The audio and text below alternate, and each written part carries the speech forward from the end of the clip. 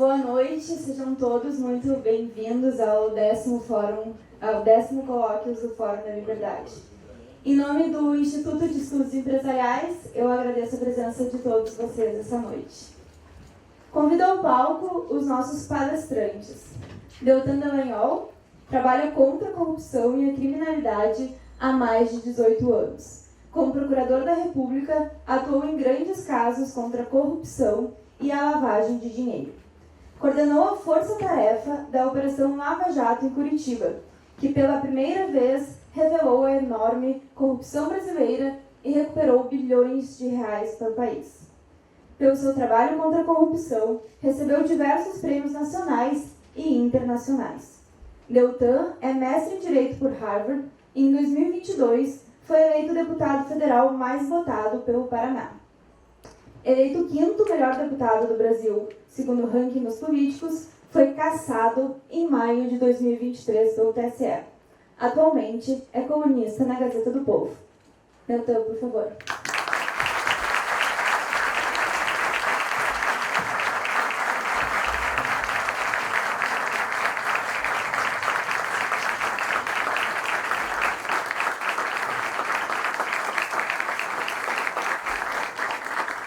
Convido agora para se unir no palco, junto comigo, com o Deltan, o Rodrigo Saraiva Marinho, que é advogado, professor e mestre em Direito Constitucional.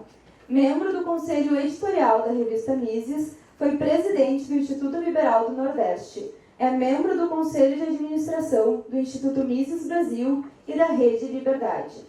Atualmente é CEO do Instituto Livre Mercado e autor do livro A História do Brasil pelas suas Constituições. Rodrigo, bem-vindo.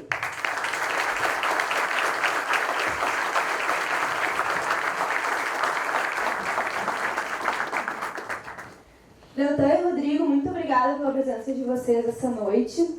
Pessoal, nós teríamos um terceiro convidado, o jornalista Augusto Nunes, mas infelizmente por problemas de saúde, ele nos avisou ontem que por recomendação médica não poderia pegar voo, então infelizmente ele não vai estar conosco essa noite. Certamente a sua falta será sentida no debate e a gente pede desculpas aos nossos convidados por isso. Aproveito para agradecer aos nossos investidores do Fórum da Liberdade, que tornam possível a realização deste evento.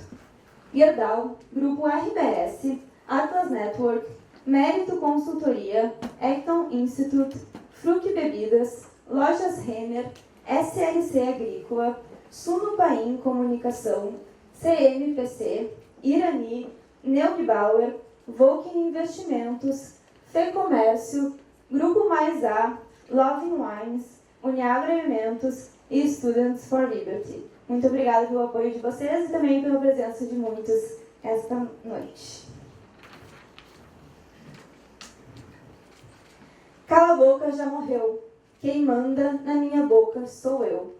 Disse a ministra Carmen Lúcia, em 2015, enquanto resumia o seu voto a favor da publicação de biografias sem autorização prévia. Em decisão unânime pelo Supremo Tribunal Federal, definiu que proibir as obras sem consentimento constituiria um ato de censura. Não muito tempo depois, em 2022, a mesma ministra disse no TSE que, abre aspas, não se pode permitir a volta de censura sobre qualquer argumento no Brasil, fecha as aspas. Ela disse isso enquanto ela votava a favor da desmonetização de canais e a favor da suspensão da exibição de um documentário até o segundo turno das eleições. Diria ainda a ministra que se tratava de uma situação excepcionalíssima, que poderia ser um remédio ou um veneno, e que caso transbordasse para uma censura, deveria ser imediatamente reformulada a decisão. Mal sabia a ministra que não há dose certa de censura prévia. Se deixarmos aos donos do poder a determinação sobre qual a dose certa de censura, ela sempre será utilizada para silenciar a oposição. Qual, afinal, o conceito de fake news? O que é a desinformação? Desde essa sessão no STF, em outubro do ano passado, vivemos os mais absurdos abusos. A liberdade está cada vez mais ameaçada. São buscas e apreensões em processos, passaportes retidos, canais desmonetizados, comediantes impedidos de sair de seus estados, banimentos de redes sociais. Meus amigos, há muito tempo se transbordou para a censura. Stuart Mill, um dos maiores defensores da liberdade de expressão, dizia que o mal peculiar de silenciar a expressão de uma opinião está em que se rouba a raça humana, a posteridade tanto quanto as gerações presentes. Se a opinião é certa, eles foram privados da oportunidade de trocar o erro pela verdade. Se errônea, perderam a percepção mais da verdade. No IEE, entendemos que o conceito de fake news e desinformação, a caça às bruxas em nome da democracia e a censura desmedida que tem ocorrido em nosso país são completamente absurdas. Por isso, nós convidamos hoje o Deltan e o Rodrigo para conversarem conosco sobre o tema. O Cala a Boca já morreu? É a pergunta que a gente vai tentar responder essa noite. Sem impedimentos, sem censuras e em um dos raros ambientes nesse país que ainda se preserva e se respeita totalmente a liberdade de expressão.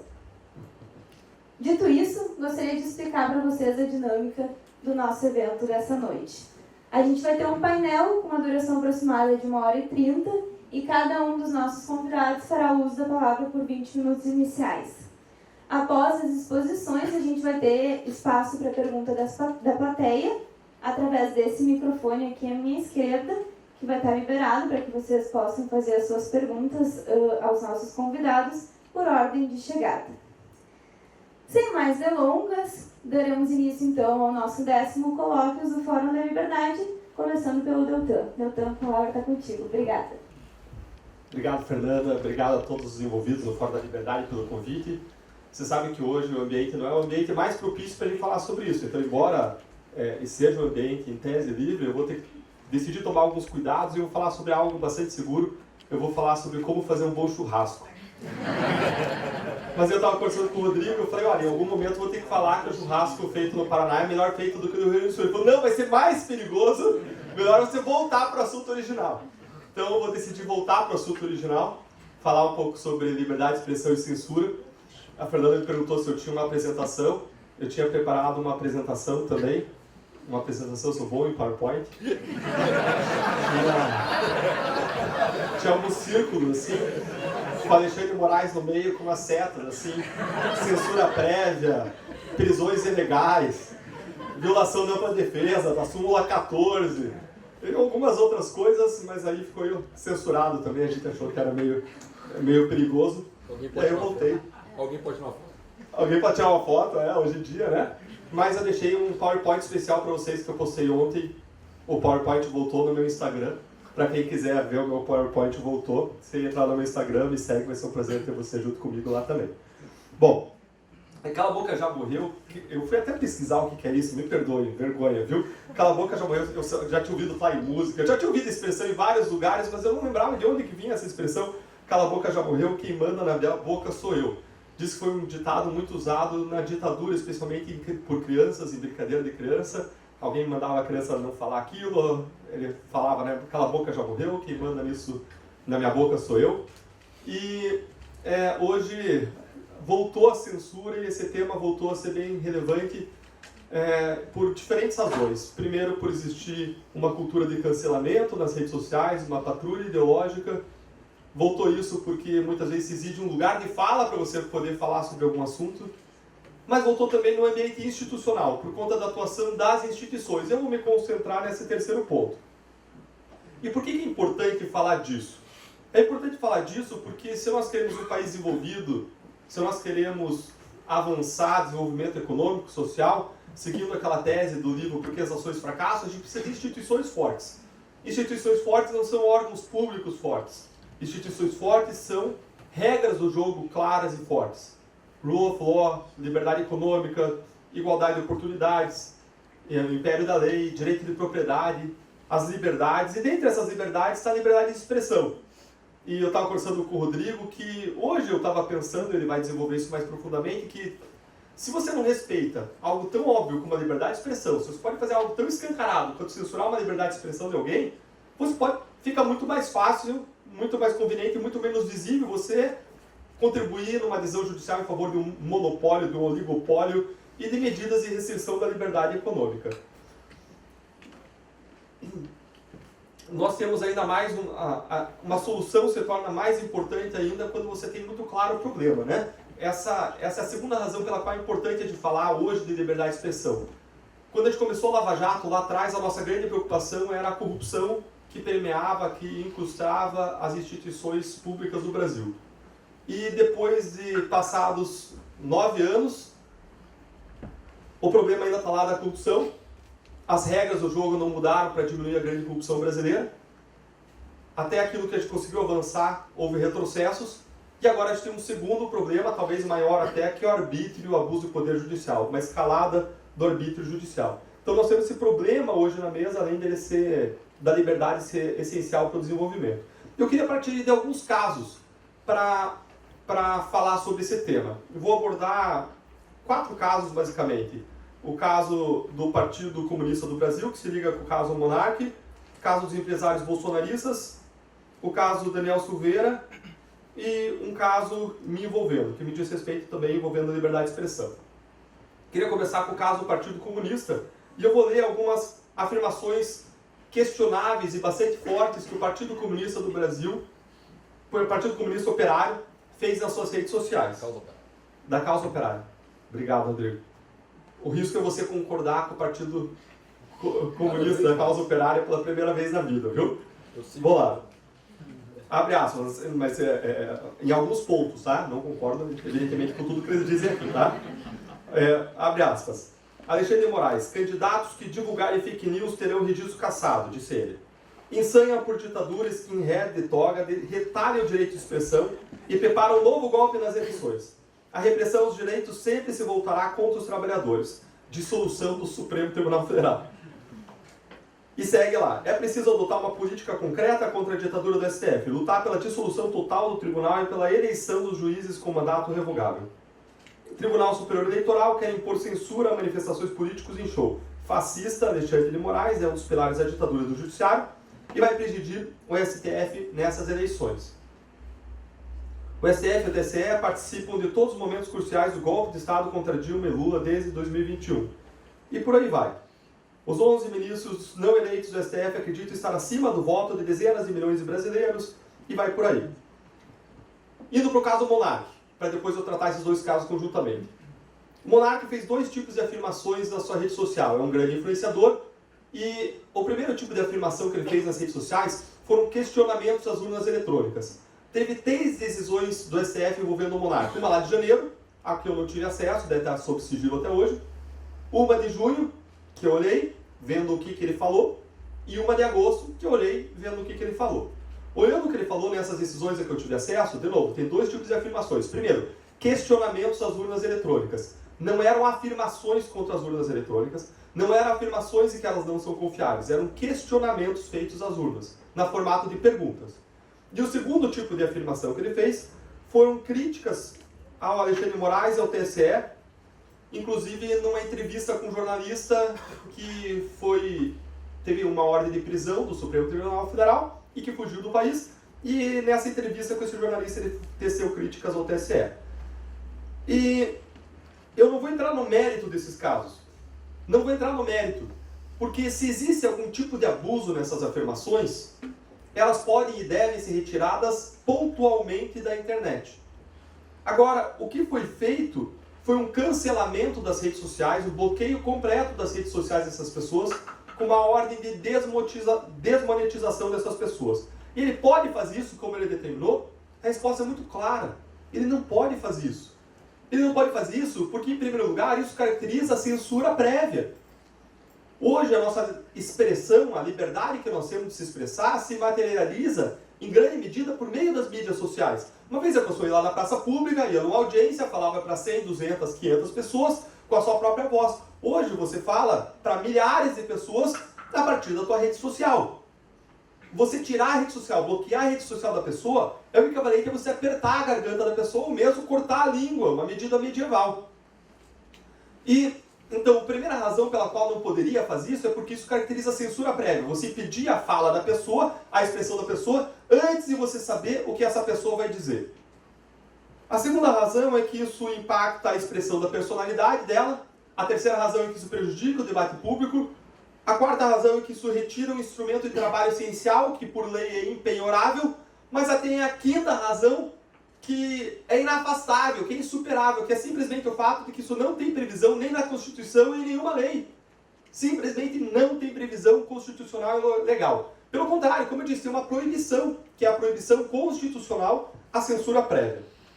Então essas medidas determinadas, elas foram ilegais e desproporcionais. Além disso, o ministro Alexandre de Moraes impôs uma multa ao monarca sem ampla defesa, sem ouvi-lo previamente, sem o devido processo legal, de R$300 mil, mandou bloquear a conta dele e ainda mandou processá-lo por desobediência, instaurar um inquérito por desobediência, quando toda a jurisprudência dos tribunais superiores se orienta no sentido de quando você tem uma outra consequência para descumprimento da ordem, como a aplicação de uma multa, como foi nesse caso, você não pode investigar a pessoa por desobediência. Não se caracteriza aí o crime de desobediência. Esses são os dois primeiros casos que eu queria abordar brevemente. Terceiro caso, grupo de WhatsApp dos empresários bolsonaristas.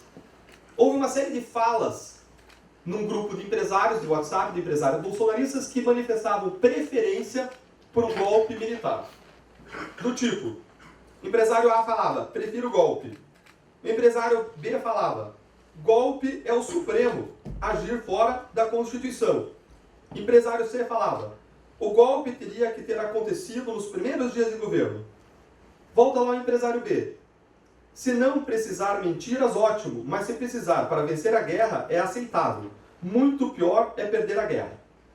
Nós podemos achar tudo de criticável nessas falas. Contudo, essas falas elas não constituem incitação ao crime. Incitar um crime é você provocar, é você estimular, é você conclamar a prática de um crime. Essas falas aqui, elas não fazem isso. Elas manifestam preferência. Manifestar preferência não é incitar crime. Essas falas, elas são aquilo que eles chamam em direito penal de atípicas. Elas não se enquadram num tipo da lei penal. O tipo penal é aquela regra da lei penal que descreve abstratamente o comportamento. Não existe aquilo que eles chamam em direito de tipicidade. Ou seja, isso aqui não é crime, em português, claro, o que eles fizeram. Mas, embora não exista crime, foram determinadas uma série de medidas em relação a esses empresários, inclusive em relação a empresários que não falaram nada naquele grupo. Teve empresário que não falou um A naquele grupo e teve medidas determinadas contra ele. Teve o joinha. Teve um joinha.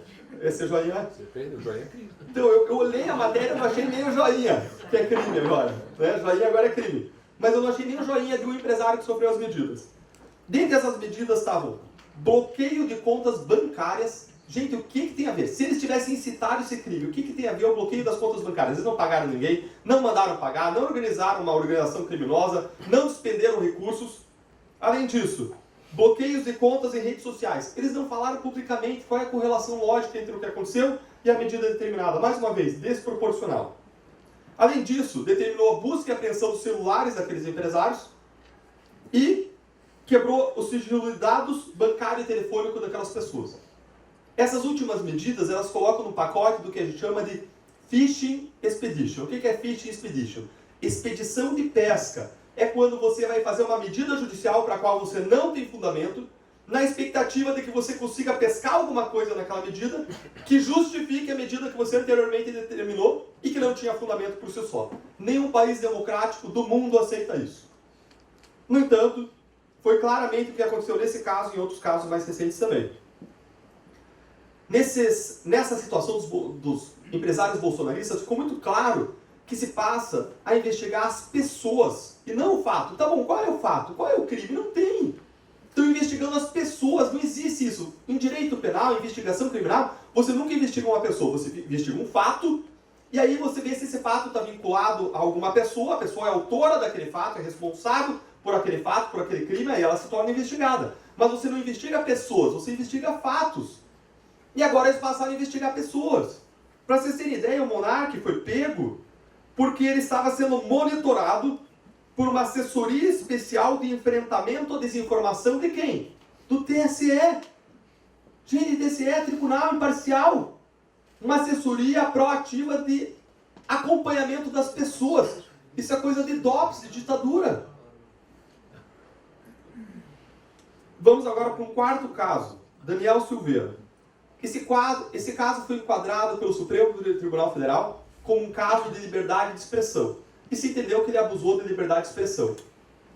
Se fosse isso, eu concordaria plenamente. Eu entendo que ele abusou de liberdade de expressão. Agora, esse não é um caso sobre liberdade de expressão. Esse é um caso, na verdade, sobre imunidade parlamentar. A Constituição fala expressamente que o parlamentar é imune por quaisquer de suas palavras, opiniões e votos. E dando o devido enquadramento, por mais que alguém não goste, vá lá e muda a Constituição. Você não pode investigar, processar e punir uma pessoa quando existe uma imunidade constitucional. A imunidade, ela retira o texto. É como se ela criasse um buraco na regra criminal. Não existia uma previsão de crime para um caso de um parlamentar falando pelas suas palavras, falando coisas, ainda por mais desgostosas que fossem aquelas coisas. Por mais que o Congresso pudesse e devesse ter atuado para punir com quebra de decoro parlamentar aquele deputado que fez aquelas afirmações. Mas você não pode criar regra penal onde não existe, por meio de tribunais.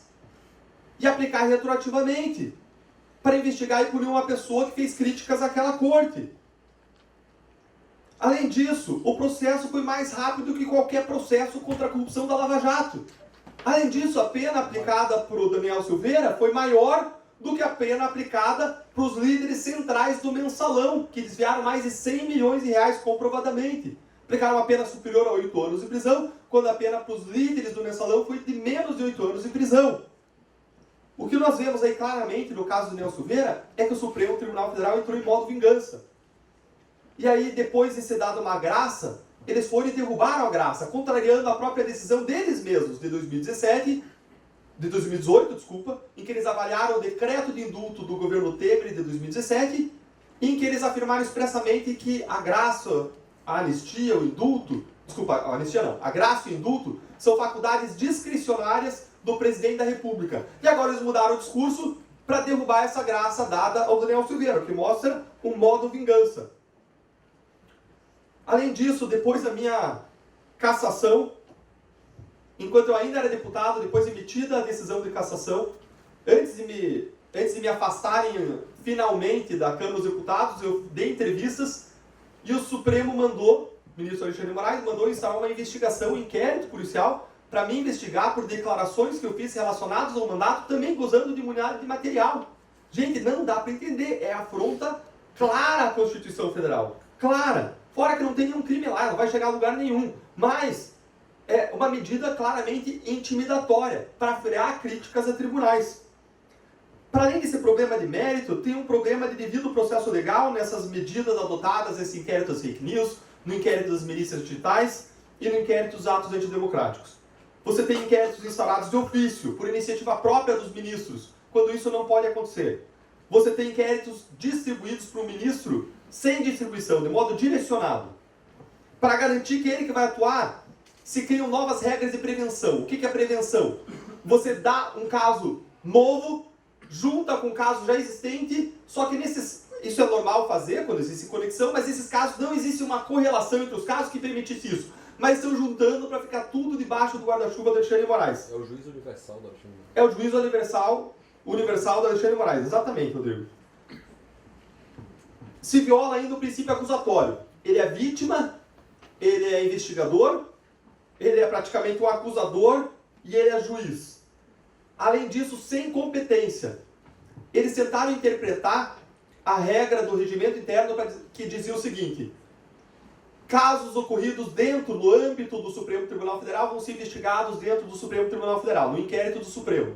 Aí eles expandiram isso para ofensas ao Supremo Tribunal Federal, para críticas ao Supremo Tribunal Federal, expandiram isso para atos antidemocráticos, expandiram isso para fake news, expandem até onde eles querem. O próprio caso das joias recente. No mérito existem sim indícios de crime, agora na forma não é o Supremo Tribunal Federal, não tem nada a ver com o Supremo Tribunal Federal, não tem nem conexão com os casos anteriores. Mas eles foram expandindo, não dão acesso ainda aos investigados e réus, violando a súmula deles mesmos, a súmula 14 do Supremo Tribunal Federal. Eles instalaram inquéritos com objeto indefinido, fake news.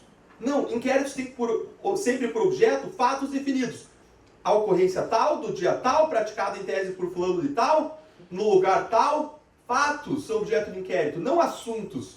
Eles têm inquéritos de assuntos lá. Fake news, atos antidemocráticos, milícias digitais. Isso tudo gerou uma concentração de poderes jamais vista. Uma expansão no espaço-tempo do poder do Supremo, no espaço, alcança todas as mídias sociais. Agora alcança até ofensa e injúria praticada no aeroporto de Roma. Uma expansão do espaço e uma expansão do tempo, porque os inquéritos têm objeto definido, eles acabam rápido, mas esses não, esses nunca acabam. E aí você cria um ambiente de intimidação, de terrorismo psicológico nas redes sociais. E as pessoas têm medo de se manifestar, têm medo de falar. Até parlamentares lá eu vi com medo de falar. Eles têm imunidade material. E muito mais eu poderia falar. Censura prévia do documentário Quem Mandou Matar Jair Bolsonaro, do Brasil Paralelo, censurado pelo TSE antes de saber o conteúdo, pressupondo que ia ser uma coisa, mas nem foi aquela coisa, foi outra coisa completamente diferente. Marco Sintra, do governo, que compôs governos anteriores, passou a ser investigado em inquérito pelo Supremo Tribunal Federal porque ele questionou a impossibilidade de se questionar a urna eletrônica. Não é que ele questionou a urna eletrônica. Ele questionou a impossibilidade de se questionar a urna. Ou seja, ele trouxe um debate público sobre a atuação do Supremo e ele passou a ser investigado. O TSE impediu que Lula fosse vinculado a Ortega e Maduro. Hoje a gente vê o que aconteceu. O TSE ainda criou um conceito de desordem informacional que não existe na literatura de liberdade de expressão no mundo. O que eles falaram? Eles falaram, se você pegar vários fatos verdadeiros, comprovadamente verdadeiros, e colocar junto, eles podem cortar porque gera uma desordem informacional. Isso não existe, gente. Isso não existe. Se o fato é verdadeiro e você junta uma série de fatos verdadeiros, você junta na forma de um editorial como se fosse uma opinião sua. Mas você não pode censurar um negócio desse. Não existe isso. Vejam o que aconteceu com o Sérgio Moro. Nós vivemos no país dos dois Sérgios. Um Sérgio Cabral, acusado, condenado a mais de 400 anos de prisão, livre, leve e solto, vai ser homenageado no carnaval. E o outro Sérgio Moro, prestes a ser cassado e acusado perante o Supremo Tribunal Federal por uma piadinha de festa junina. Uma piadinha de festa junina. Eu fui investigado no Conselho Nacional do Ministério Público e fui punido. Foram minhas únicas duas punições que eu sofri na vida por eu ter criticado Renan Calheiros e o Supremo. Me condenaram por quebra de decoro. E eu vou falar o que eu falei. Eu falei que decisões do Supremo Tribunal Federal mandam uma mensagem de leniência em favor da corrupção. Acrescentei, não estou imputando má fé a ninguém. Estou fazendo uma análise objetiva dos efeitos das decisões sobre as investigações e processos. Essa foi a minha fala. E me puniram por quebra de decoro. E não iam conseguir me punir. Porque eles começaram o PAD, o processo disciplinar, eu tranquei numa liminar na primeira instância. Seguiram o PAD, conseguiram trancar no Supremo o meu trancamento, entrei com uma segunda liminar na primeira instância e ganhei. O Supremo cortou de novo uma liminar diretamente, mandou seguir, entrei com uma terceira liminar, um outro juiz deu também.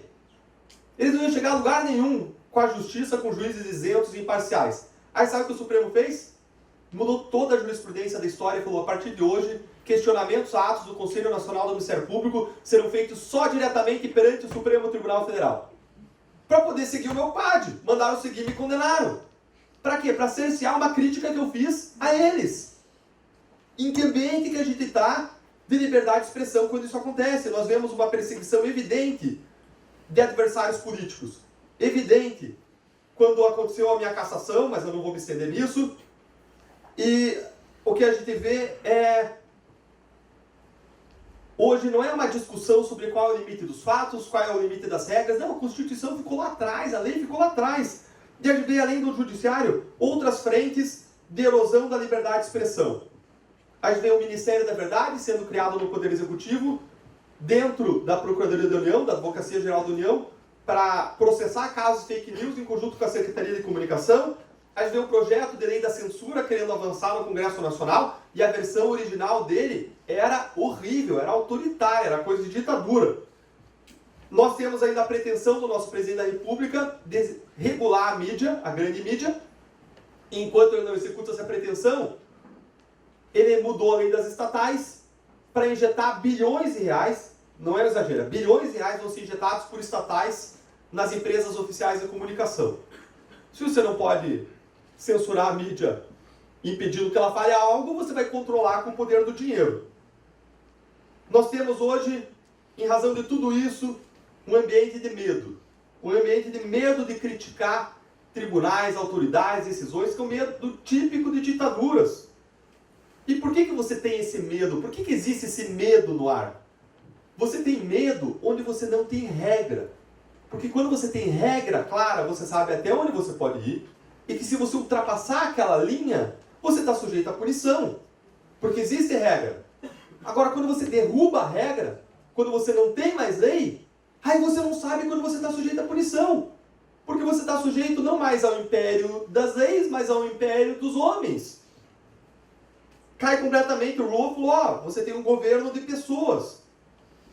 No rule of law, sanções e responsabilidades dependem de lei. Você não tem sanção e responsabilidade sem lei. Liberdade sem responsabilidade é anarquia. Agora, responsabilidade sem lei é tirania, é arbítrio. Eu vou repetir. Liberdade sem responsabilidade é anarquia. Mas responsabilidade sem lei é tirania, é arbítrio. E é isso que a gente tem vivido hoje. As nossas altas autoridades hoje falam de integridade, mas praticam corrupção. Falam de justiça, mas praticam impunidade. Falam de Estado de Direito, rule of law, mas praticam arbítrio. Falam de amor, mas praticam ódio e vingança. Erguem a defesa da democracia como se fosse uma bandeira, mas a atacam por dentro. E o remédio contra essa tirania que gera medo é a coragem e é a ação coletiva. Ter coragem não é ter medo. Desculpa, ter coragem não é ausência de medo. Ter coragem é você enfrentar os medos que você tem.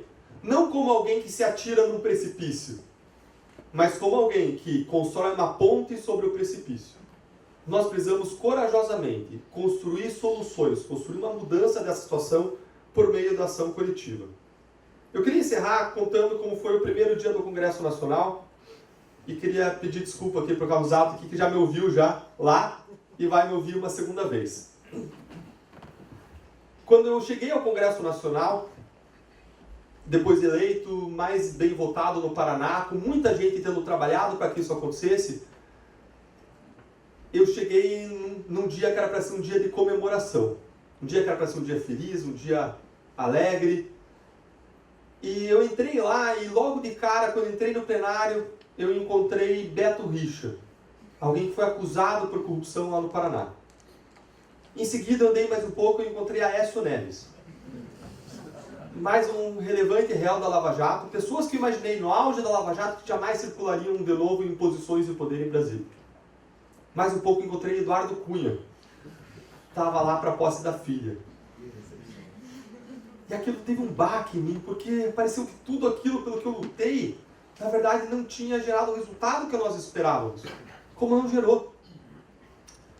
Num segundo momento, eu vi a eleição do presidente da Câmara dos Deputados, da presidência do Senado, pessoas que eu não torcia que ganhasse aquela eleição.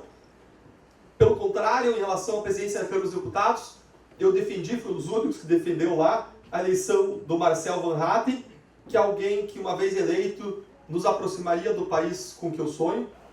Mas quem foi eleito foi Arthur Lira, acusado na Lava Jato de uma série de ações, e que teve ações de improbidade da Lava Jato contra ele, trancadas no Supremo, sigilosamente por Gilmar Mendes. Não dá nem para entender o sigilo, é ação pública, desvio de dinheiro público, por que sigilo? Eu não consegui nem saber a razão pela qual ele trancou a nossa ação de improbidade da primeira instância. Arthur Lira, alguém que estava sendo investigado no caso Codevasf, e o Procurador-Geral da República avocou o caso do Procurador de primeira instância, e era um caso cível, não tinha foro privilegiado.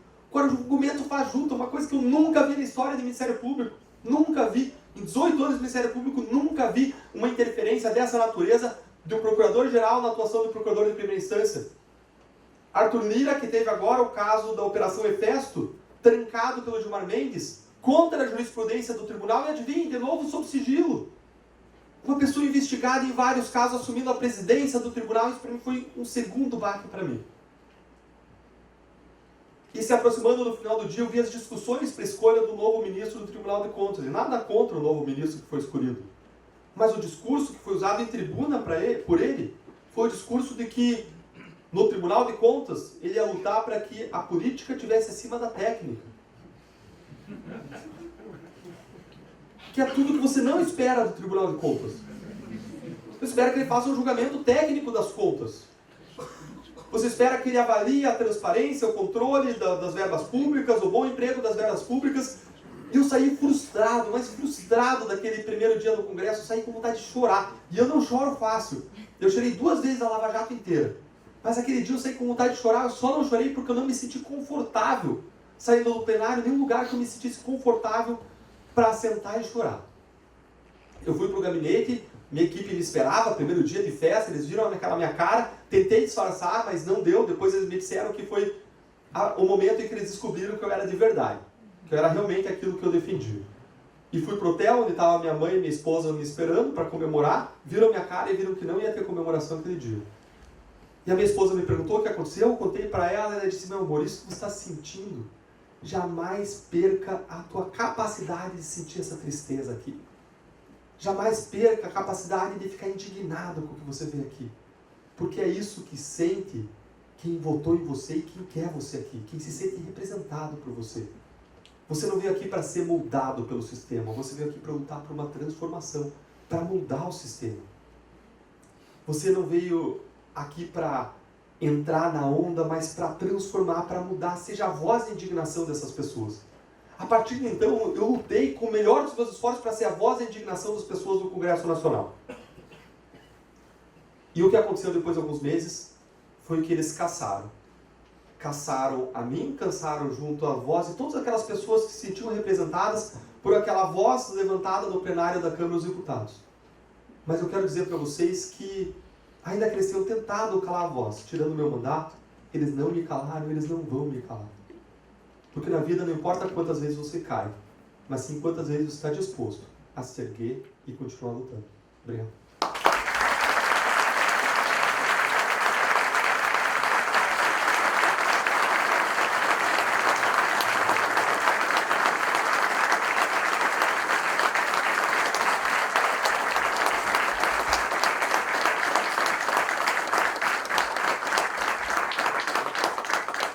Deltan, eu acho que pior do que o medo é a indiferença. É quando a gente começa a aceitar o inaceitável como se fosse normal. Então, parabéns pela tua coragem, muito obrigada. Passo agora, então, a palavra para o Rodrigo. Boa noite a todos. Muito bom voltar ao Rio Grande do Sul, voltar, amigos queridos, presidentes que eu tive o privilégio de contribuir no fórum, como Giovana, Bruno, Gabriel, amigos queridos como Wagner Reinhardt, autores da LVM aqui, como meu amigo Sonderman e Roberto Lachevski, do Rio Grande do Sul. É um lugar que eu sempre sou muito bem recebido e que eu adoro ouvir, né, de um deputado que eu tenho um grande orgulho de tê-lo, apesar de não ser do meu estado, nem representar o nosso país ainda, que é o Felipe Camosati, que faz um trabalho sensacional aqui no Rio Grande do Sul, fora outros que estão somando e crescendo as ideias de liberdade nesse estado, finalmente. Demorou, mas finalmente essas ideias estão mudando. Quando o Deltan fala o que ele traz, não é uma disfunção do Estado, é o Estado. Essa é a primeira coisa que tem que ser entendida hoje, e é essencial ser entendida por todos nós que somos a tropa de elite da liberdade. Isso não é disfunção estatal. Ah, o Estado está sendo mal, o Estado está fazendo errado, o Estado não está sendo tão legal. Não, isso é o Estado. O Estado é um mal. Isso é a primeira coisa que tem que ser percebida e entendida por todos que aqui estão. O Estado é um mal. E aquilo que deu o efeito do Deltan foi exatamente uma representação do Estado funcionando. Ou seja, esse Estado funcionando e extirpando aquele que quer fazer a máquina mudar. E só há uma solução para a máquina mudar, diminuindo o tamanho dela. Não existe nenhuma coisa de vamos melhorar a máquina, vamos torná-la melhor, vamos fazer ela funcionar de forma mais efetiva. A única solução é diminuir o tamanho da máquina. Na realidade, aqui é a minha fala introdutória, eu vou entrar no tema. A única coisa que eu falo desde que eu sou diretor, fui diretor executivo do Novo lá em 2019 em Brasília que o deputado liberal, o parlamentar que defende a liberdade, ele só tem uma função: diminuir o tamanho do Estado. Nenhuma outra função ele tem a exercer. O cálculo dele é para ser simples. Essa medida diminui o tamanho do Estado, 1%, vota a favor. Aumenta 0,0%, voto contra. É simples. É simples. Essa é a medida. Parlamentares liberais, executivo liberal, ele nunca pode pensar que vai melhorar a vida das pessoas, porque não vai. A missão dele é não atrapalhar. Eu espero que a prefeitura aqui comece a demonstrar no Rio Grande do Sul como não atrapalhar permite. Uma fala que eu ouvi, Bruno, há alguns anos atrás: não vale a pena ficar em Porto Alegre, vai para fora, para o interior, que lá tem o que fazer, que não tem nada o que fazer. Hoje, no meu almoço, eu ouvi a seguinte frase: não, Porto Alegre está muito interessante, vale a pena ficar na cidade. Um pouquinho só de menos Estado. Um pouquinho permitiu isso. As ideias de liberdade, elas não são um liberalismo econômico. Muita gente diz: eu sou liberal na economia e sou conservador nos costumes. Eu não vou entrar no tema da polêmica, mas pode ser que está errado, mas está. Mas eu vou entrar na ideia de dizer o seguinte: o liberalismo é um contraponto ao absolutismo. Isso tem que ser entendido muito claramente. A base liberal é uma base política. Nós nascemos, a ideia de liberdade nasceu para se contrapor à autocracia, à ideia absolutista. O mundo foi absolutista durante praticamente toda a sua humanidade. O poder concentrado na mão de um, em que esse um concentrava executivo, legislativo e judiciário, na mão dele. Essa concentração de poder determinava o império dos homens. Determinava aquilo que o império dos homens definia, qual era a regra a ser seguida, como ela deveria ser seguida e como ela deveria ser julgada. Na base dessa perspectiva de ideia dos homens, surgiu a perspectiva nova, contra-intuitiva, diferente, que é defender a menor minoria que existe, que é o indivíduo. Essa menor minoria que existe, é o indivíduo, começa a partir das revoluções liberais. A partir do momento que eu tenho claramente uma separação de poderes entre executivo, legislativo e judiciário, e eu passo a ter o que se chama de rule of law. Eu passo a ter algo chamado de império da lei, de Estado de Direito. A defesa clara de direitos inatos, chamado de vida, liberdade e propriedade. A base disso, para eu garantir isso, eu precisava de algo chamado de devido processo legal. Ou seja, eu precisava saber por quem vou ser julgado, quando vou ser julgado e como vou ser julgado. Hoje, eu e o Deltan não temos foro privilegiado. Mas talvez, se a gente brigar com um determinado ministro no aeroporto do Japão, talvez isso vá para o Supremo Tribunal Federal para ser julgado. Que é contrário, absolutamente contrário, a todo normativo relacionado à nossa previsibilidade. A primeira ideia da prosperidade de ideia liberal, desse ideário liberal, é eu entender aquilo que é previsível, ou seja, aquilo que eu sei que vai acontecer amanhã. Isso permitiu que a humanidade se tornasse cada vez mais rica e cada vez mais próspera. Se você pensar, do ano 0 até o ano 1800, a riqueza do mundo foi praticamente estável. Nós praticamente mantivemos a riqueza do mundo. O que é que acontece a partir do século XIX? O que é que muda? O que é que faz que o mundo se torne cada vez mais rico? Você que entende muito bem, vai da ideia da Revolução Americana, daquilo que permitiu que houvesse esse crescimento, foi exatamente a seguinte frase, que a Drake McCloskey fala muito bem no livro dela: deixe-me em paz e eu te deixarei rico. O grande sonho de qualquer empresário que está aqui não é a benesse do Estado. O grande sonho é: deixe-me em paz. Deixa eu fazer aquilo que eu estou pronto, que eu sei fazer no meu restaurante, que eu sei fazer na minha fábrica, que eu sei fazer na minha função. Deixe-me em paz. Eu seguirei te tornando rico, inclusive, Estado, né? Que é um grande calcanhar de Aquiles dos liberais. Na hora que eu faço uma maior arrecadação, uma maior produtividade, o Estado passa a receber mais valores em relação a isso. No caminho do Brasil, dessa nova república, dessa incerteza, dessa maluquice constitucional que nós tivemos ao longo de pouco mais de 200 anos, 8 constituições. Imagine você mudar a regra do jogo 8 vezes. Imagine a sua empresa, você dizer: ó, a regra vai ser essa hoje, daqui a 25 dias vai ser outra, daqui a 25 dias vai ser outra, daqui a 25 vai ser outra. O teu empregado e você mesmo vai enlouquecer com isso. O Brasil mudou a regra do jogo a cada 25 anos. Nós mudamos a nossa regra do jogo a cada 25 anos, em média, na lógica constitucional que nós tivemos. E fizemos uma Constituição horrorosa ainda, que é a nossa última Constituição, que dizem que é a Constituição do cidadão, na realidade, nas palavras de um grande liberal, Roberto Campos, é uma Constituição contra o cidadão. A nossa república, ela é permeada de golpes. Nós tivemos uma vivência de golpes. Se você pensar na lógica do primeiro golpe da República, que é o golpe de 15 de novembro de 1889, golpe armado, quartelada, né, violência, tinha a possibilidade de toda Benjamin Constant, as ideias que infelizmente saíram aqui do Rio Grande do Sul, de Borges de Medeiros, Júlio de Castilho, positivistas, influenciaram nesse golpe muito fortemente em 1889, primeiro golpe do Brasil. Até aqui, durante todo o período imperial, não havia em nenhum momento estado de sítio, estado de defesa, nenhum momento tinha acontecido isso. Depois disso, nós vivemos praticamente até 45, o maior canalha que esse país já teve como presidente, chamado Getúlio Vargas, vários estados de defesa, vários estados de sítio, massacres e violência absoluta em relação a isso. Com a Constituição, que depois alguns até defenderam aqui, né, quando trataram no meu livro, dizendo que ela era mais liberal do que a Constituição de 1824. É uma Constituição absolutamente violenta, em que muitos morreram durante esse período. Nós tivemos esse golpe. Em 30 tivemos um segundo golpe. Em 37, um terceiro golpe. Em 46, Getúlio afastado, finalmente, mas também foi uma quebra institucional. Em 64, um novo golpe. Em 67, Constituição. 69, novo golpe. Em 85, que era para o Sarney não ter assumido, ter chamado novas eleições, golpe novamente. Tivemos golpe dentro de golpes, né? 30 teve golpe, 37 no mesmo governo de Getúlio, golpe dentro de golpe com o Plano Collor. 1889, 1891, golpe dentro de golpe com Floriano Peixoto.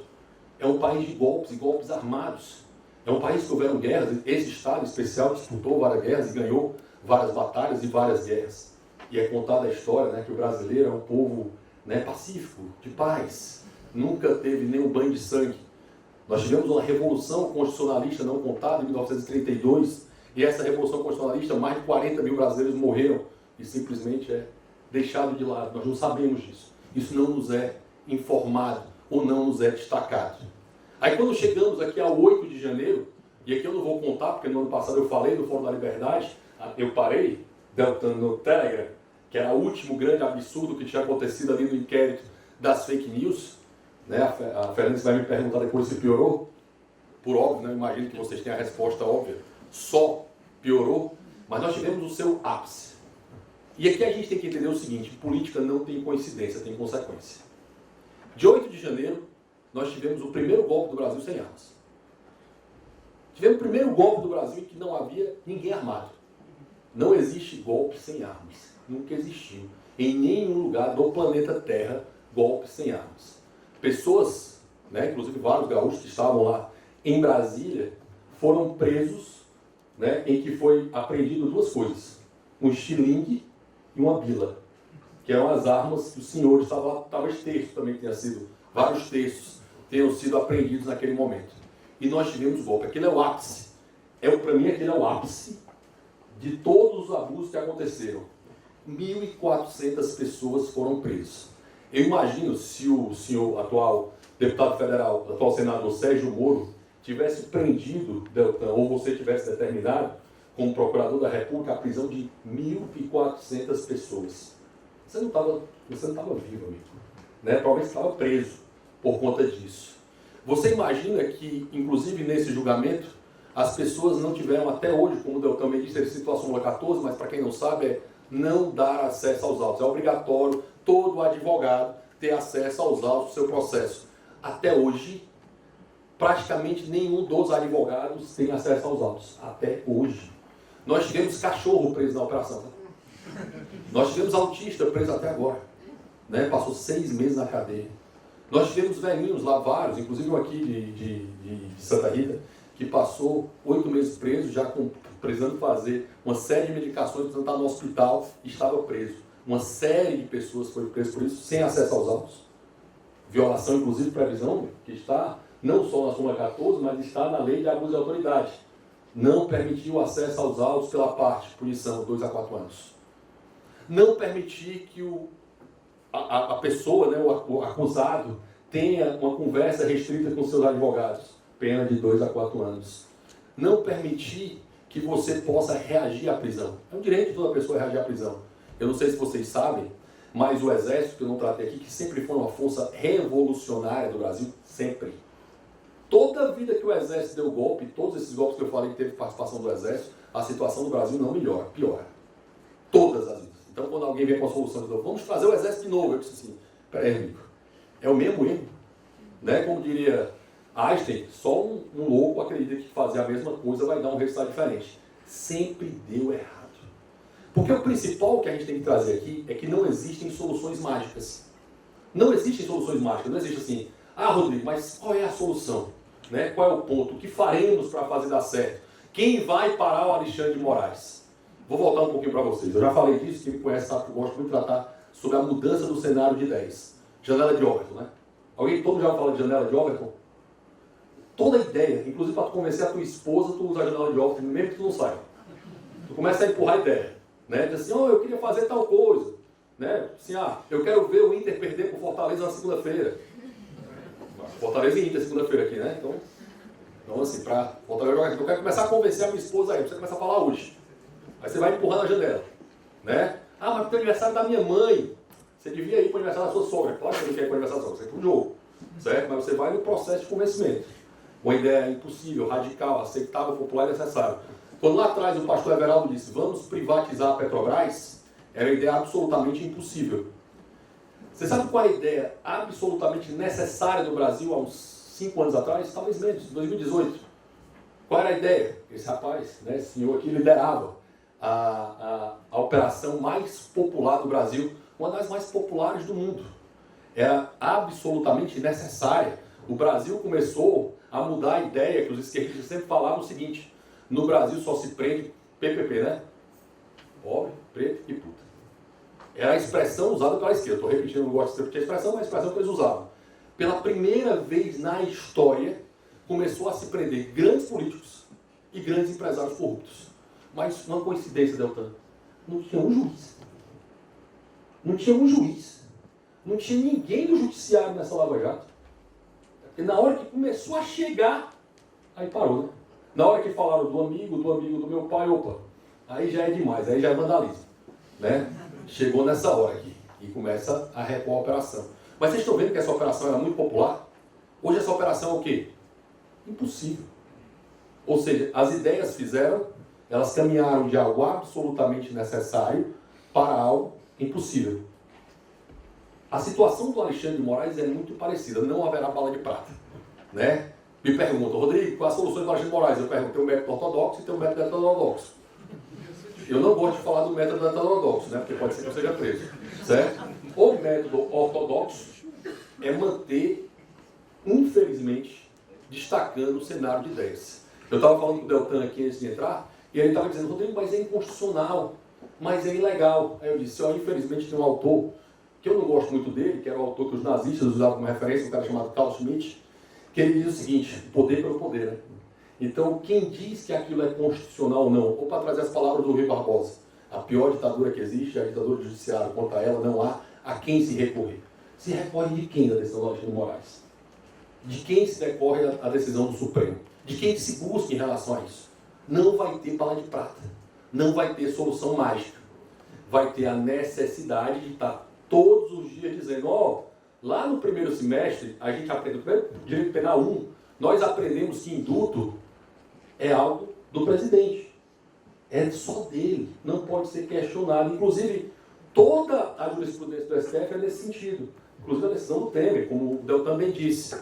Há uma outra expressão do Supremo que ele diz que quando um parlamentar perde o mandato, ou quando o executivo perde o mandato, aí imediatamente a competência sai do Supremo e vai para a primeira instância.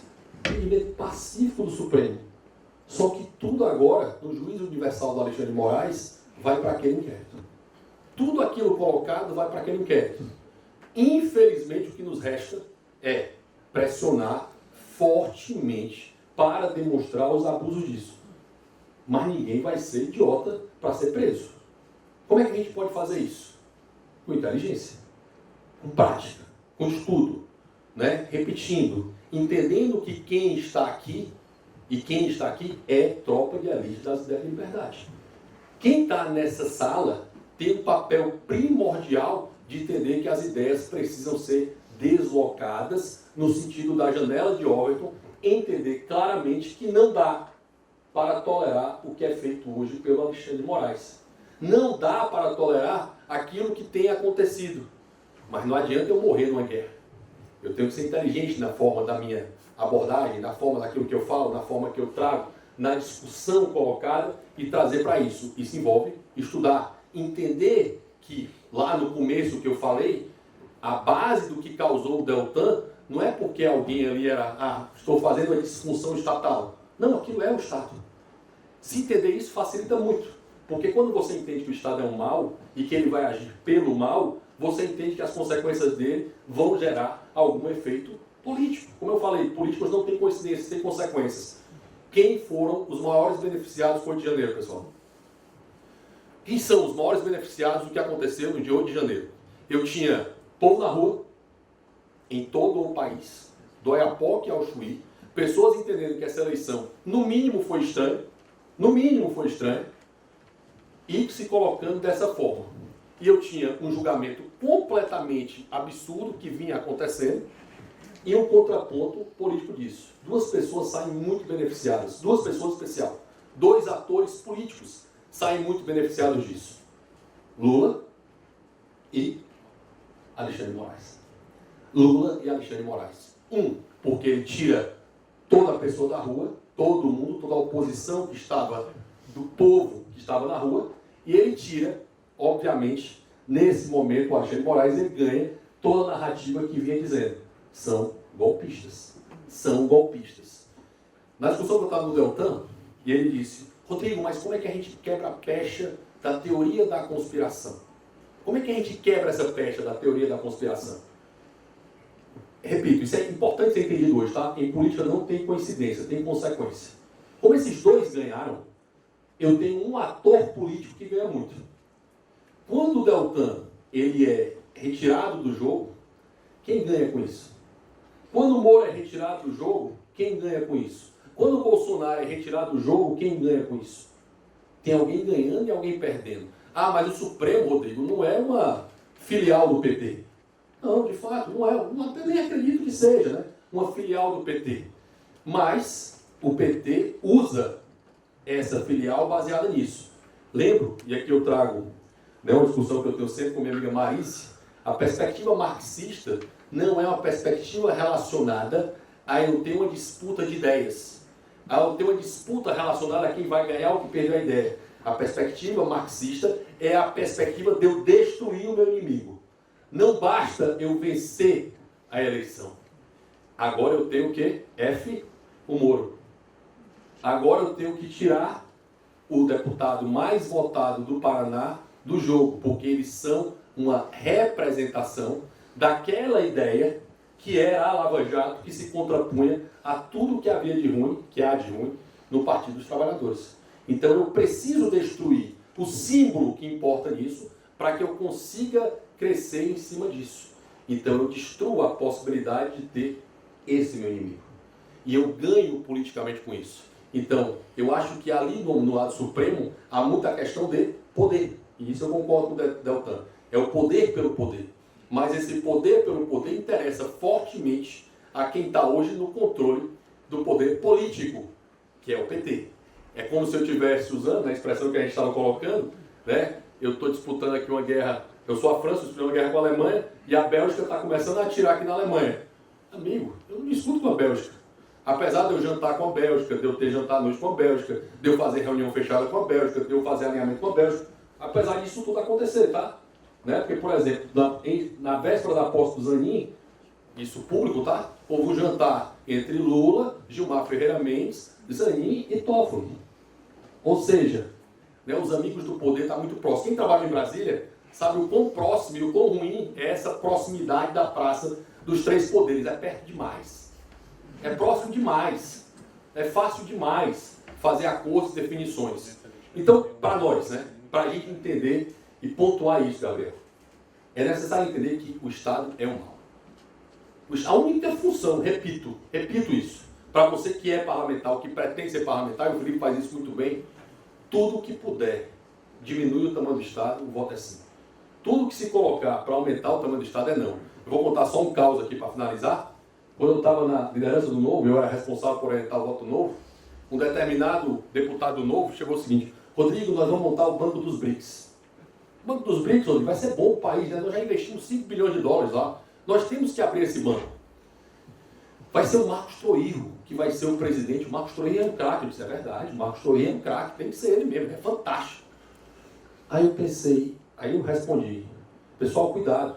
Uma estrutura estatal criada, depois que criada, a gente não consegue fechar ela. Cuidado nisso. Porque vocês que são um partido liberal vão votar a favor de abertura de um banco que não será fechado. E eu ainda cheguei ao seguinte ponto. Que se for a Dilma?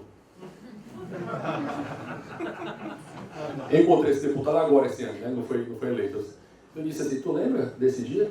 Tá vendo como é a Dilma? O risco de abrir estruturas estatais, qualquer uma, é que hoje é aquele que você gosta. Amanhã, com certeza, vai ser aquele que você não gosta. Por isso que não fazia nenhum sentido manter a EBC aberta, manter a Codevasf aberta, criar uma nave, criar novas estatais. Por isso que não faz nenhum sentido nisso. Porque, infelizmente, estatais servem para agradar políticos. Esse é um fato. Né? Tomara que enquanto a gente está lá, a gente consiga pelo menos evitar esse mal que aconteça e trazer isso. E começar a diminuir o tamanho do Estado. Mas para entender todos esses pontos, político não há coincidência, há consequências. Tudo que está acontecendo tem método. Não tenha dúvida. Tem método, esse método existe, ele é muito bem definido e há uma teoria por trás disso. Se a gente não entender a nossa teoria, a base dela, o nosso contraponto, a ideia autocrática, a ideia de império dos homens, a ideia de que alguém vai centralizar o poder executivo, legislativo e judiciário na mão dele, e o avanço que é a defesa dessa minoria, que é o indivíduo, e nós que estamos aqui entendemos que temos um papel fundamental de sermos o braço que vai à briga, e muitas vezes uma briga com inteligência, uma batalha com inteligência, a gente vai perder. E eu vou deixar uma última mensagem. Não existe vitória absoluta. Você que está apoiando hoje o Fórum da Liberdade, diz, eu vou apoiar até a gente ganhar. Não existe vitória absoluta. Não vai ter um momento que os liberais mágicos assim, nós vencemos. Não acontecerá. Putz, não. A batalha é eterna. A batalha não para. Na hora que vocês acharem que ganharam, na hora que nós achamos que ganharam, é a hora que nós começamos a perder. Ao mesmo tempo, não há derrota absoluta. Na hora que o PT ganha a eleição, não é o momento da gente recuar. É o momento da gente ter mais força, mais convicção, mais bom senso e com certeza reforçar todo o apoio que eu tenho a um instituto que tem 40 anos, que eu admiro demais, que é o Instituto de Estudos Empresariais. Há um fórum que tem 37 anos, que faz um papel fundamental na mudança de ideia desse país. É hora de fazer o trabalho que essa meninada faz há tanto tempo, alguns, né, que não são mais tão meninos como nós, né, Bruno? E que estamos nessa caminhada para trazer esse país mais livre, mais rico e mais próspero. Conto com vocês e agradeço por esse dia. Obrigado.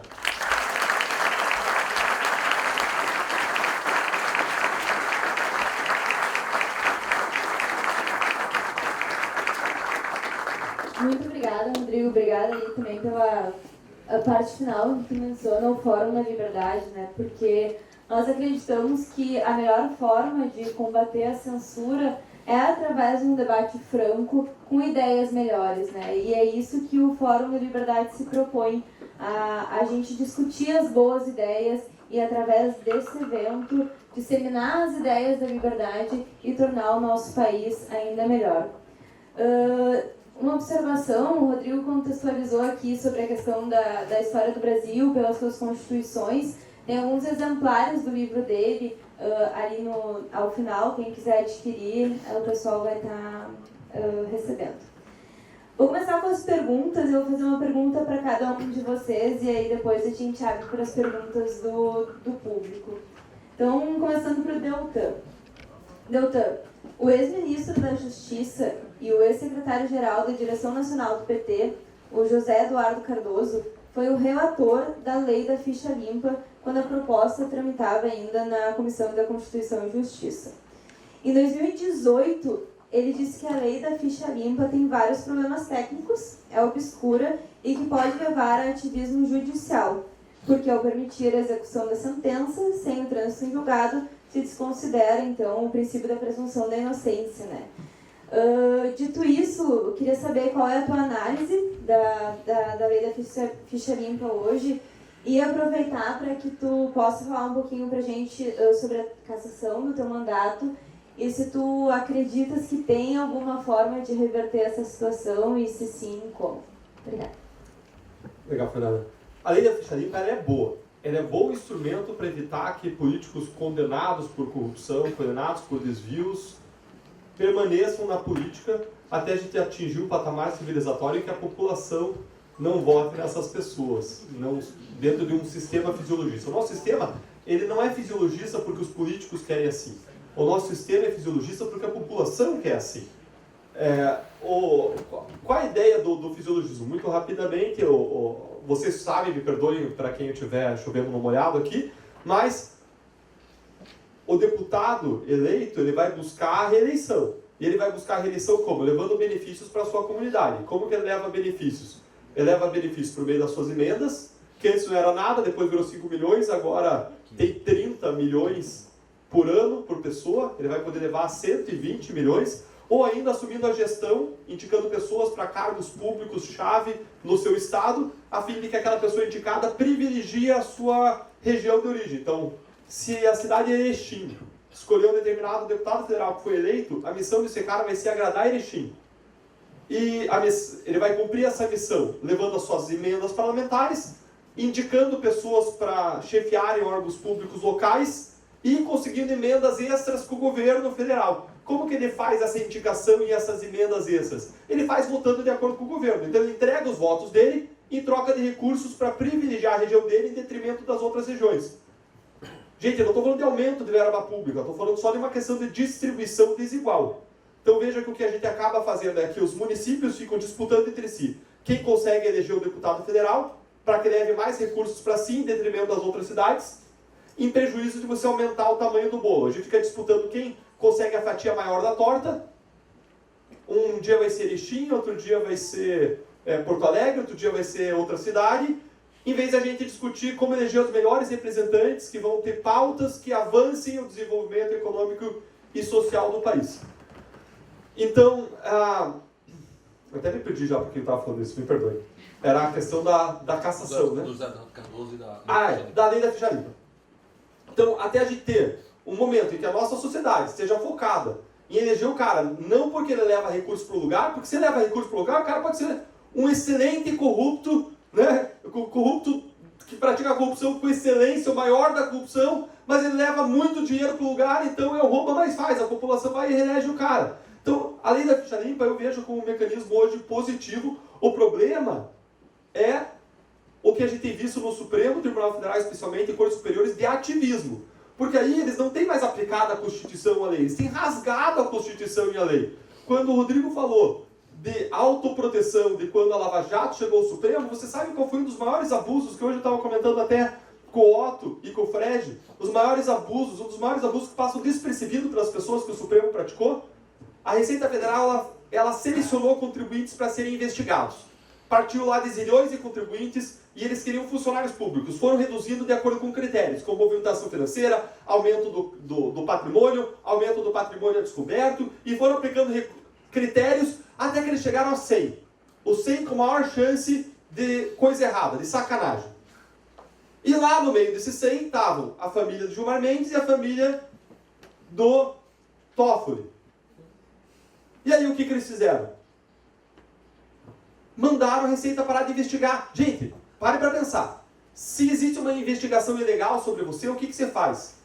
Você pega provas, pega advogado e vai no juízo competente, que tem poder para te dar uma decisão. Qual que é? O juiz de primeira instância.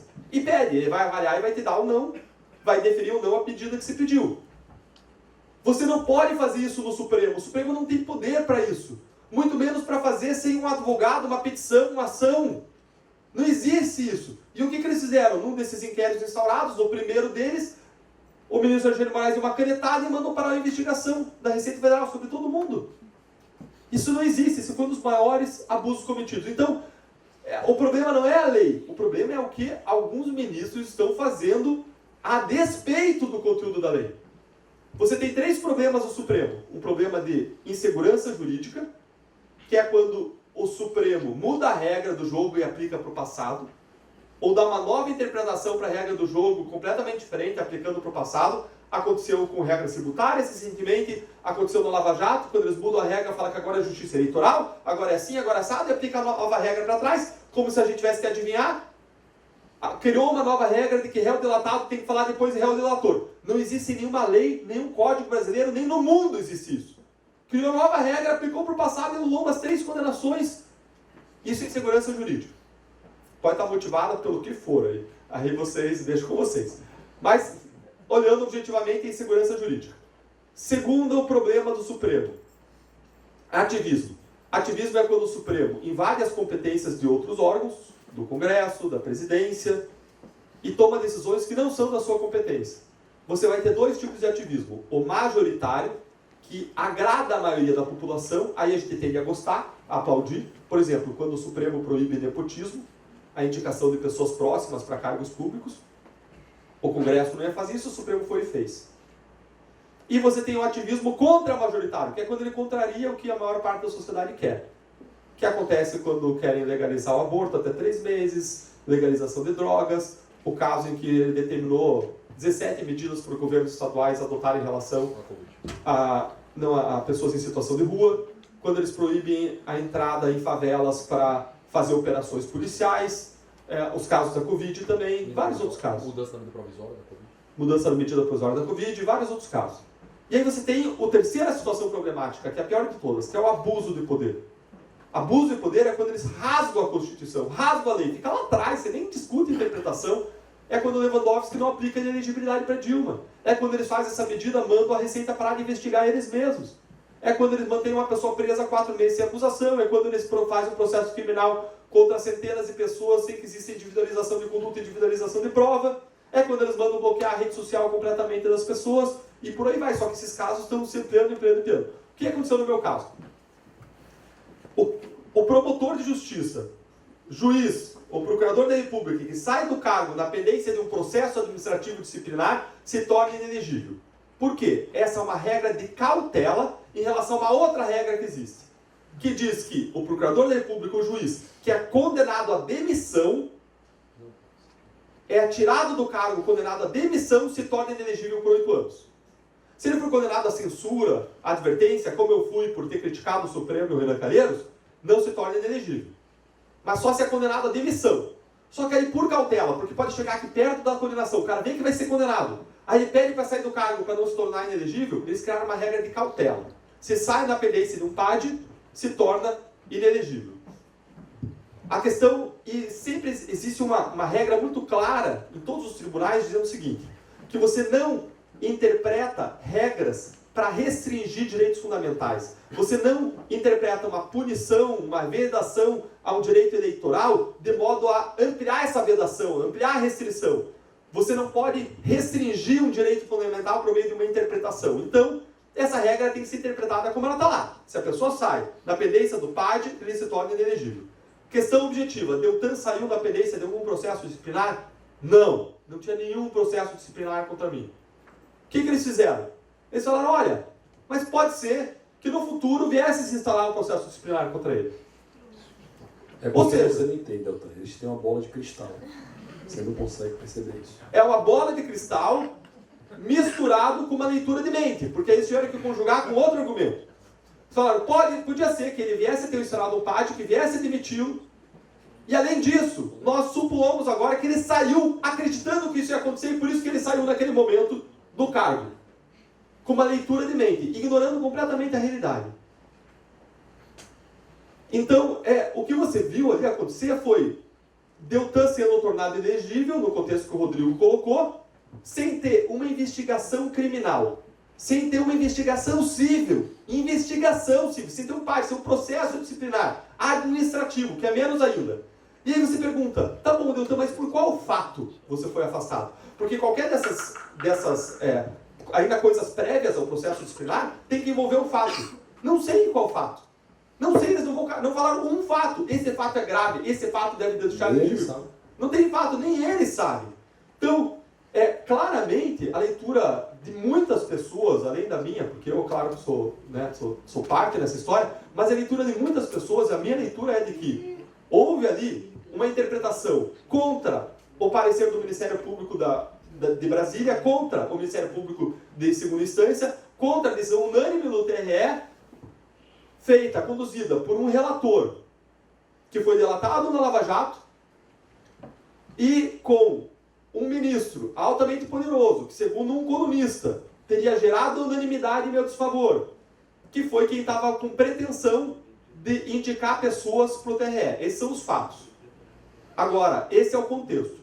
Então, eu tinha um contexto altamente desfavorável, um contexto em que pessoas buscavam indicações para o Supremo Tribunal Federal, inclusive o próprio relator, o ministro Benedito, um contexto em que outros ministros brigavam por indicações pelo favor de Lula, e esse contexto, nesse contexto favorável, foi dada essa decisão altamente esdrúxula, altamente fora do parâmetro, segundo, eu diria assim, a imensa maioria das pessoas que atuam no direito eleitoral. Os 4 jornais, fazia muito tempo que não davam editorial em favor, unânimes em favor de uma posição da Lava Jato, os 4 grandes jornais deram, dizendo que era um absurdo esse caso. Então esse é o contexto.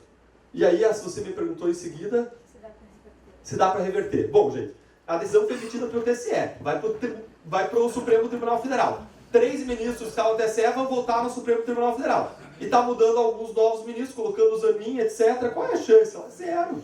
É zero. Não tem chance nenhuma de ser revertida. Nenhuma. Nem se metade lá se aposentasse ia reverter, porque é o Lula que vai colocar outra metade ainda por cima. E por isso que está todo mundo especulando que outras pessoas venham a ser caçadas, tornadas inelegíveis da direita, dentro desse contexto que o Rodrigo colocou, de limpar o campo de perseguição política mesmo, a pessoas que pensam diferente. E você vê isso não só nisso, né? Você vê isso nas próprias frases do Lula, né? Quando ele coloca, por exemplo, que o agro é fascista, que o agro promove desmatamento. Gente, não faz sentido nenhum objetivamente. O agro que pode promover desmatamento é menos de 1% do agro, que está lá na beirada das grandes florestas lá, amazônicas. Ele fala que o agro desmata a Amazônia. Faz nem sentido, é um ataque a pessoas que apoiam a posição política oposta. Aí ele fala, Bolsonaro não gosta de gente, gosta de policial. Não, gosta de policial, não gosta de gente. Falou de um jeito que, assim, gente, policial, me corrija se estiver errado, mas falou de um jeito que policial, né, gente, ele ataca categorias que são adversários políticos deles. A Lava Jato, vamos ferrar, né, para usar uma expressão mais delicada, vamos ferrar o Moro, quadrilha de procuradores. Eles falam sobre amor, mas eles praticam e eles executam ódio e vingança. Obrigada, Deltan. Rodrigo, o nosso Fórum da Liberdade de 2022, a época já estava super atual, o tema da liberdade de expressão, quando o Gabriel era presidente, mas agora está ainda mais em voga, né? E o Deltan comentou aqui um pouco sobre o inquérito da fake news, que a vítima, o acusador e o julgador se tratavam da mesma pessoa, né? Que tu falou na tua fala lá no Fórum da Liberdade, uma palestra junto com a Marise e também com o Altache. E naquela época tu colocou várias coisas que estavam acontecendo, né? Inclusive ali a prisão do Daniel Silveira por 9 meses, enfim. A pergunta é, do ano passado para cá, chega a ser irônico, né? Piorou ou melhorou? Né? Já sabendo a tua resposta, eu provoco assim, qual é como tu vê hoje o papel do poder legislativo, se tu acha que a gente ainda consegue depositar nossas fichas de esperança que vá se fazer alguma coisa para que a liberdade de expressão seja preservada? O bom do 2022, né, a gente estava voltando presencial depois da pandemia, 2020, 2021, que foi online, o Fórum da Liberdade, o Gabriel era presidente, e no meio da minha fala, você está falando concentrado aí no plenário, um monte de gente, aí no meio da minha fala começa uma balbúrdia externa em volta disso. Eu olho para o presidente e digo, a gente tem medo, sabe? Podia ser, estava o Moro lá, tinha receio de ser um atentado, algo do tipo, tinha esse receio. Eu olho para o Gabriel, e aí? Ele toca a ficha, né? segue na palestra para seguir falando sobre esse tema. E ali é um exemplo claro de liberdade de expressão. As pessoas se manifestaram num evento liberal numa possibilidade disso. O contrário não existe. Isso tem que ser entendido, tá, pessoal? O contrário não existe. Não existe a tolerância que liberais vão falar num evento marxista muito bom e vão se manifestar. Isso não existe. Isso precisa ser entendido. Isso não é um plano fático, não. Isso está no plano das ideias. tá? E está no plano das ideias, eles só executam aquilo que está dito. Então, quando o Deltan falar, é um abuso de direito, é uma violência, eu repito, é o Estado. Isso é o mais importante sair daqui hoje, é o Estado. Tem que se entender isso claramente para entender que a tendência é sempre o abuso, a tendência é sempre o arbítrio. Então tem que se entender isso claramente. Tudo que aconteceu depois só piorou o que havia. Só tornou claro. Pessoal, só para dar uns 4 exemplos aqui, uns 3 ou 4 exemplos da eleição, Daniel Ortega e Maduro não puderam ser considerados aliados ou publicados que eles eram aliados do Lula. Uma das primeiras medidas do Lula nesse governo, desde 6 meses de governo, é levar o Maduro no tapete vermelho para mostrar que ele não é só um aliado, ele é um chefe de Estado a ser respeitado. E que ali na ditadura, né, a democracia é relativa. É brincar com o cara do brasileiro aqui. Né? E o TSE determinou que não poderia fazer ligações entre isso. O Lula votou contra, né? O Brasil votou contra uma punição ao Daniel Ortega, a ditadura na Nicarágua. Foi dito, além disso, dentro desse contexto todo, que não podia fazer uma manifestação sobre Lula contra o aborto. Não podia dizer que Lula defendia o aborto, apesar de ter várias falas do Lula defendendo o aborto. Não podia falar isso e trazer esse tema, era proibido. Você teve, repito, né, aqui uma instituição que nasce aqui no Fórum da Liberdade, que é o Brasil Paralelo, olha a importância que esse fórum tem, né, que é o Brasil Paralelo, nasceu aqui, eu vi nascer. Eu vi a primeira vez que o Brasil Paralelo estava com um standzinho ali na PUC e colocando isso. Olha o papel que tem hoje no Brasil, o Brasil Paralelo. O Brasil Paralelo foi censurado, um algo prévio, assim como o Deltan bem falou. Ou seja, são 3 exemplos claros até chegar no seu ápice. Pessoal, 1.400 pessoas foram presas. Pessoas que nunca tiveram um processo na vida. Pessoas que nunca cometeram um crime na vida. Pessoas, grande parte delas, profissionais. Outra parte delas, idosos. Eu fico imaginando o golpe de estar lá com os velhinhos lá com o texto na mão. Certo? Assim, a grande maioria delas com mais de 60 anos. Ou seja, olha a seriedade do que aconteceu no Brasil hoje. A gente tem que ser inteligente na forma de se indignar. Mas tem que se indignar contra isso. E tem que se posicionar contra isso. Mas o que eu queria deixar claro, e a Fernanda pediu para ser rápido, por isso que eu estou respondendo muito rapidamente, certo? Tem que ser claro, não é algo solto. Essa coisa que o Deltan disse não é algo que está solto no plano das ideias. Tem estratégia, tem método, tem forma. Entender isso é essencial.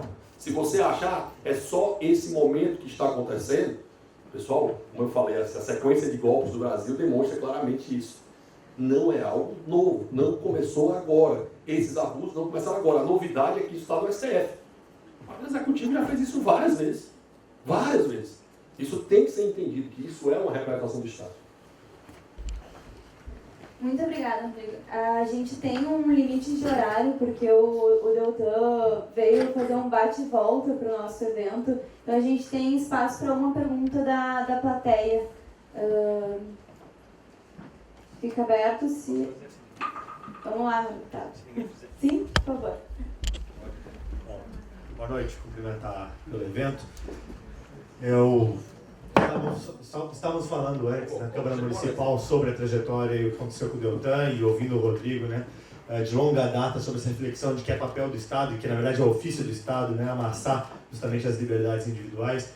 Eu me pergunto, haverá uma época, assim como nós, quando olhamos em retrospectiva para aquelas manifestações de 2015, 2016, que quando falávamos que Lula estaria solto e seria presidente novamente, soava como um absurdo, né? Hoje nós vivemos isso e dizemos que vai ser um absurdo ver o Alexandre de Moraes preso. Mas haverá um tempo onde encontraremos uma espécie de tribunal de Nuremberg para o que a gente está vendo hoje, que na verdade, guardadas as proporções com crimes de guerra, mas é uma completa violação do Estado Democrático de Direito, da Constituição e dos devidos processos legais. Que esperança move o coração de vocês? Eu perguntei para ti num vídeo, está nas minhas redes sociais, quem quiser assistir, eu estou respondendo isso. O que te move a acordar cedo, acreditando, né, que tem uma missão cumprida, dado todos esses reveses? Essa pergunta acho que cabe a vocês dois. Muito obrigado. Uma coisa que eu falei, né, o Otto e a Vicky sabem disso, é muito bom estar com o Deltan sem ele ser fugitivo, tá? A última vez que nós estivemos com o Deltan no acto, ele era um grande fugitivo do Brasil. Então é bom tê-lo aqui numa situação de normalidade. Dentro desse contexto, primeiro o que move. Para mim, claramente, o que move são as ideias de liberdade. né? Eu acho que é entender claramente a base dessas ideias. Isso é o que move. Um dia a Lava Jato foi a operação mais importante do país, hoje já não é. Um dia é impensável, como a gente fez as manifestações, a gente estava lá, ver o Lula solto. O Lula é presidente do país. E toda vez que eu passo, hoje eu moro em Brasília, né? Toda vez que eu passo em frente ao Palácio do Planalto, eu penso, que desgraça desse cara comprei. Toda vez que eu passo a ver o trabalho próximo, eu passo para ir para casa, aí eu passo em frente ao Palácio do Planalto e penso isso, meu Deus do céu, o Lula que está nesse negócio. Essa é a reação natural. A gente tem dois caminhos para fazer. A gente pode não fazer nada, pode dizer, não adianta, nada que eu fizer dará certo, ou a gente pode se manter acordando cedo, brigando, se colocando, trazendo e pontuando isso. Eu acredito, Felipe, fortemente que essas ideias vão mudar. Nenhum arbítrio consegue demorar tanto tempo, principalmente quando há consciência de liberdade. O Brasil sabe que há abuso. Todo brasileiro sabe que se passou de todos os pontos em relação a isso.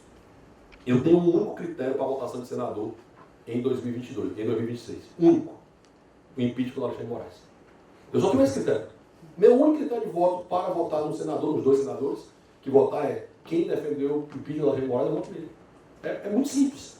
Se tiver maioria dentro da casa, essa casa eleger um presidente que vai fazer isso, é colocar e ter esse ponto. É simples, tá? Não é negócio do outro mundo, não. Se tiver 41 senadores lá com o presidente pautando, é recebido impeachment, começa a sequência e toca. Simples. Assim como, eu quero mudar a Constituição. Não é um negócio do outro mundo, não. Eu quero tornar a Constituição liberal. 308 deputados, 2/3 do Senado, nós conseguimos mudar a Constituição. Isso não é um negócio de outro mundo, não. Isso tem também estratégia, tem método. Eu nunca imaginei, Felipe, e eu acho que você viveu isso, eu estou nesse ativismo liberal há 13 anos, né? Desde 2010. Eu nunca imaginei, e hoje eu sou o diretor executivo da frente do Instituto Parlamentar, que faz parte da Frente Parlamentar do Livre Mercado, que nós teríamos 187 deputados na Frente Parlamentar do Livre Mercado, que tem 25 senadores nessa frente. Eu nunca imaginei que a gente elegesse hoje, né, deputados estaduais, vereadores, deputados federais, um senador da República, alguns senadores, alinhados com nossos princípios e ideias. Nem nos meus melhores sonhos, em 2015, 2016, eu acreditei que em 2018 a gente fosse eleger uma bancada num partido que eu tive a honra de trabalhar com eles nessa legislatura. Eu nunca imaginei isso. Então, assim, às vezes a gente tem que parar e entender que esse movimento liberal que a gente vive hoje, ele tem 15 anos.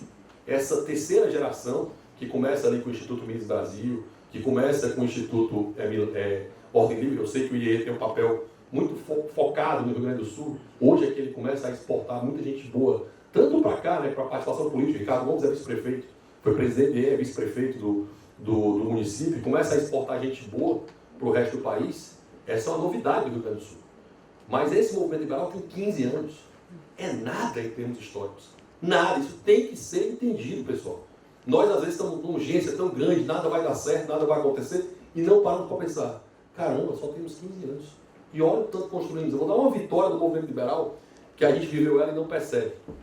Quantos de vocês não estiveram nas audiências públicas do Uber? Dos aplicativos de transporte? É proibido. Na Inglaterra é proibido, vocês terem noção. Né? Quantos de vocês que estão aqui não trabalharam fortemente para os aplicativos de transporte ser aprovado? Eu fui o advogado, eu que desse movimento liberal, era o advogado da ação do Supremo Tribunal Federal que permitiu que o Uber fosse autorizado no Brasil. Olha a vitória que a gente teve. Como a gente vive a vitória, parece que a gente não percebe a dimensão dela. É a maior vitória desse movimento liberal. Olha o que a gente conquistou. Mas é muito fácil a gente dizer, não vai dar certo, não vou conseguir, não chegaremos lá. Não é o seu caso. Mas é muito fácil dizer isso. Mas há um trabalho formidável de entender que nós somos muito jovens nesse movimento e que há muito a se fazer, certo? E que não pode parar. Essa é a mudança e a perspectiva das ideias. A outra comparrecente foi a mobilização contra o projeto da censura, o projeto da lei das fake news. Que, por sinal, fatiaram o projeto, está na pauta de hoje, tá? Projeto 2370, que é um péssimo projeto, desculpa interromper, está na pauta da semana do Congresso, talvez seja votado hoje ou amanhã. Então, trabalhar fortemente contra esse projeto 2370, que é horrível também. Não é tão ruim quanto o 2360, mas não é tão ruim, mas é ruim. Vai trabalhar contra ele, está na pauta da semana, tá? Desculpa, imagina. E quando o Rodrigo falou que eu estava fugitivo, é porque quando eu fui para essa viagem para Ecto Institute, que é o Instituto de Moralidade e Liberdade, eu postei uma foto na frente do terminal, da frente do portão de embarque, e postei no meu story, nem como post permanente lá. E no dia seguinte, toda a rede de esquerda, Deltan fugiu do país, Deltan fugiu do país, Deltan fugiu do país. E informou, né? Hã? E informou. Informou, informei para onde eu estava indo, estava indicado, né? Pra exatamente para onde eu estava indo. Eu o fugitivo mais burro, além de fugitivo é burro. E aí o pessoal me apresentava, ela falava, além de ex-procurador, ex-deputado, agora eu sou fugitivo também, né? E desempregado, né? E eu fiquei esses dias fora, agora foi a vez da minha esposa ficar fora numa viagem com as amigas dela. E aí eu fiz esse bate-volta porque a gente tem 3 filhos pequenos, vou voltar lá ainda para cuidar deles. Questão que você colocou, Fernanda, será um dia que Alexandre de Moraes vai ser preso, vai ser responsabilizado, vamos colocar de frente, vai ser responsabilizado pelos abusos de autoridade cometidos? Não tenho a mínima esperança de que isso vai acontecer. O Carlos Fernando é uma pessoa muito realista, ele era um dos procuradores da Lava Jato e ele era quem estava mais próximo a mim na coordenação da Lava Jato. Ele coordenava a Lava Jato, tanto quanto eu, como o Orlando também, que estava lá conosco. Só que o Carlos Fernando era o cara pessimista e eu era o cara otimista. Estudos mostram que os pessimistas, normalmente, eles têm razão. Mas são os otimistas que vão mais longe. Por isso fala assim, você tem que ter na tua equipe um pessimista, pelo menos, mas você tem que acreditar, porque se ninguém acreditar, você nunca vai fazer a transformação que é necessária. É quem acreditou que fez as grandes mudanças na história da humanidade. E ele falava o seguinte, Deltan, os poderosos sempre se rearranjam, sempre se arrumam, uns arrumam a situação dos outros. Por isso ele fez uma posse lá no começo da Lava Jato, em 2014, quando a gente perdeu os executivos, perdeu numa fase em novembro, e ele fez uma posse de um jantar conosco, de que eles não iam passar o Natal presos. E eu apostei com ele, e esse foi um dos raros momentos em que o otimista teve razão. Ainda bem. Mas eu por conta dessa visão, e eu acredito muito numa frase do Ariano Suassuna, ele fala assim, ó, o otimista é um bobo, o pessimista é um chato, bom mesmo é ser realista e esperançoso. E dentro desse realismo esperançoso, eu sei que o caminho para uma mudança do país é muito difícil. Mas eu vejo como possível, sem dúvida nenhuma, necessariamente passando pela política, passando pela ocupação de posições políticas relevantes por gente como o Camusato, gente como Marcel Van Hatten, gente como uma porção de gente que estava lá na Câmara de Vereadores hoje e que são fruto do movimento de vocês, são fruto da atuação de vocês, porque eu admiro muito mais políticos como o Marcel, como o Maurício Marcon, como o Ramiro, né? Como é o nome dele mesmo? Ramiro Rosário, como Camusato. E tem um núcleo de políticos aqui que eu admiro em quantidade muito maior do que existe um núcleo de políticos que eu admiro no meu estado do Paraná. E isso é fruto de vocês, do que vocês fizeram e estão fazendo. E o caminho para a gente mudar o Brasil é, sem dúvida nenhuma, pela invasão democrática do Congresso Nacional. A gente tem que fazer o que a gente fez aí em 2013, que invadiu o teto do Congresso Nacional, só que em vez de invadir o teto, a gente tem que invadir as cadeiras, pelas urnas.